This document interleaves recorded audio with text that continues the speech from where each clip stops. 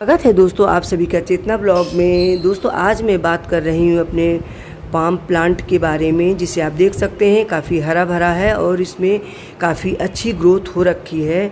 दोस्तों ज़्यादातर लोग अपने प्लांट को जो है इंडोर प्लांट समझ बैठते हैं, जिसकी वजह से उनके प्लांट या तो पूरी तरीके से सूख जाते हैं, या तो उनकी पत्तियाँ येलो पड़ने लगती हैं, या तो फिर उसमें तरह तरह के फंगस लग जाते हैं। कई सारी बीमारियां इसमें लग जाती हैं केवल इस वजह से, क्योंकि ये जो है इसमें ना तो खुली हवा लग पाती है और ना ही खुली धूप लग पाती है। इसको भी कम से कम 1-2 घंटे की धूप बहुत ज़रूरत पड़ती है और इसको हवा की ज़रूरत पड़ती है दोस्तों।